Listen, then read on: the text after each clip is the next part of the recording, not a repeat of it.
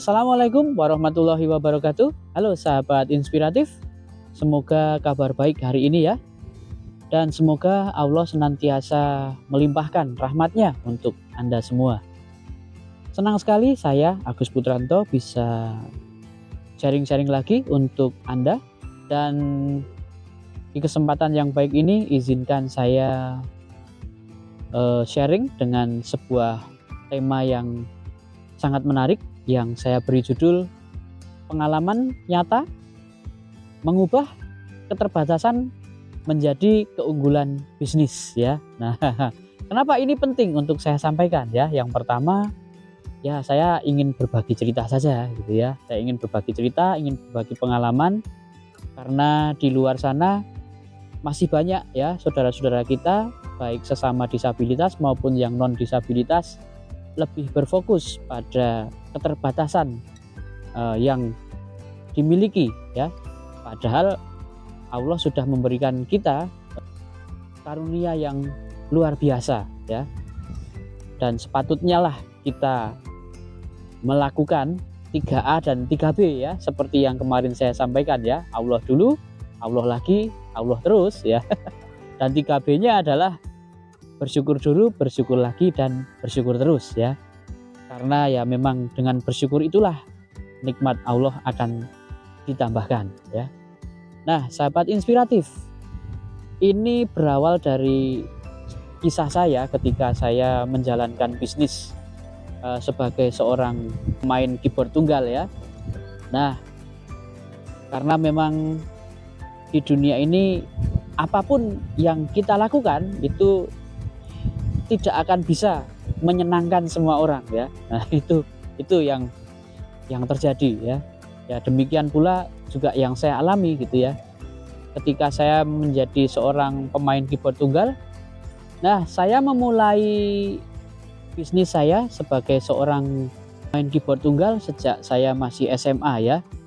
Dan alhamdulillah atas izin Allah saya berkesempatan untuk tampil di beberapa kota ya, di kafe, hotel ya, hingga instansi seperti Telkom dan Batan Yogyakarta ya. Sampai akhirnya dulu saya sama Telkom Jogja itu pernah diajak ke konser ke Bandung ya. Alhamdulillah. Dan di sisi lain saya juga masih mendengar ya komentar-komentar negatif dari banyak orang gitu ya, yang bilang bahwa oh kalau mengundang pemain keyboard yang tunanetra itu repot gitu ya, karena harus menjemput, harus ngantar pulang gitu ya, harus meladeni gitu ya, mengambilkan makan dan lain sebagainya ya. Daripada mengundang pemain keyboard yang tunanetra, lebih baik ya nyetel CD aja ya. Kalau zaman dulu masih CD ya, itu jelas sudah bagus, musiknya bagus, videonya bagus gitu ya. Dulu ada komentar seperti itu ya. Ketika saya belum banyak belajar, saya juga kecewa juga setelah mendengar komentar-komentar seperti itu ya. Tetapi setelah saya belajar dari banyak guru, saya mengikuti banyak pelatihan, saya menyimpulkan bahwa untuk menanggapi komentar itu saya perlu melakukan 4M ya. Nah, M yang pertama adalah menerima ya. Saya menerima komentar itu ya. Ya, memang saya tunanetra. Saya memang perlu orang lain untuk bisa membantu saya ya. Saya menerima itu. Dan M yang kedua, menyadari ya. Saya menyadari bahwa saya memerlukan orang lain ya, bahwa untuk bisa mandiri itu bukan berarti segala sesuatu harus dilakukan sendiri. Tetapi untuk bisa mandiri itu kita perlu bersinergi ya. Nah, sementara M yang ketiga adalah mengambil hikmah dari kejadian itu ya. Nah, saya mengambil hikmah dari kejadian itu untuk melakukan M yang keempat, yaitu melakukan aksi nyata ya. Saya melakukan aksi nyata dengan bersinergi dengan teman-teman yang lain yang bisa membantu saya ya, sehingga alhamdulillah ketika saya sekarang diundang oleh panitia untuk mengisi acara, panitia sudah tidak menjemput saya lagi ya, kecuali memang panitia yang sudah menyampaikan ya, "Oh, besok saya jemput saja Mas Agus," gitu ya. Kalau memang seperti itu ya kami terima dengan senang hati ya. Tapi jika memang kami perlu untuk berangkat sendiri, kami pun juga sudah bisa melayani itu ya.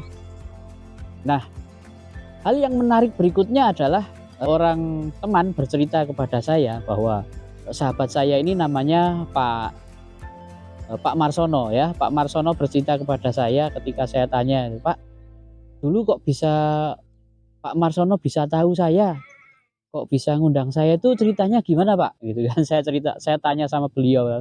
Lalu Marsono menjawab begini, "Oh gini Mas Agus, dulu itu ketika saya ngaji itu ustadz saya dalam pengajiannya itu salah satunya mengatakan bahwa kalau memerlukan hiburan lebih baik undang saudara-saudara kita yang tunanetra, yang pintar main keyboard." Nah itu. Wah, setelah saya mendengar itu, saya menjadi semakin terinspirasi karena sekarang sudah para ustadz, para figur publik, para influencer sudah juga peduli dengan disabilitas ya. Nah, saya membayangkan kalau semua ustadz menyampaikan kajian-kajian seperti itu, misalnya kalau membutuhkan hiburan, gunakan sahabat yang tunanetra saja. Kalau pijat yang sahabat-sahabat yang tunanetra saja.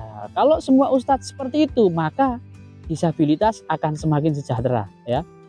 Kalau beli HP atau kebutuhan-kebutuhan yang lain, lebih baik menggunakan teman-teman yang disabilitas. Nah, kalau semua ustadz menyampaikan kajian-kajian seperti itu, insya Allah semua masyarakat di Indonesia ini akan sejahtera ya, sahabat inspiratif ya. Dan kita berharap demikian ya. Nah, jadi 4 hal itu ya, sahabat inspiratif ya, yang bisa saya sampaikan ya.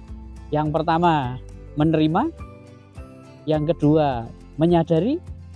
Sedangkan yang ketiga, mengambil hikmah dari kejadian itu. Dan yang keempat adalah melakukan aksi nyata ya. Nah, saya sudah melakukannya dan besar harapan saya kepada sahabat-sahabat sesama disabilitas juga melakukan itu ya. Menerima, menyadari, mengambil hikmah dari kejadian itu dan melakukan aksi untuk bersinergi ya. Nah, semoga dengan itu usaha kita semakin laris dan berkah tentunya. Dan harapan saya kepada para influencer, para ustadz, pendeta, para pejabat ya, untuk juga merekomendasikan saudara-saudara kita yang disabilitas untuk semakin maksimal dalam berkarya ya. Karena kesejahteraan adalah menjadi hak setiap manusia ya. Nah, demikian sahabat inspiratif yang bisa saya sampaikan hari ini. Jika video ini bermanfaat, Anda boleh subscribe, share, dan like video ini. Juga tuliskan komentar di kolom komentar. Terima kasih atas perhatiannya. Saya Agus Putranto. Wassalamualaikum warahmatullahi wabarakatuh.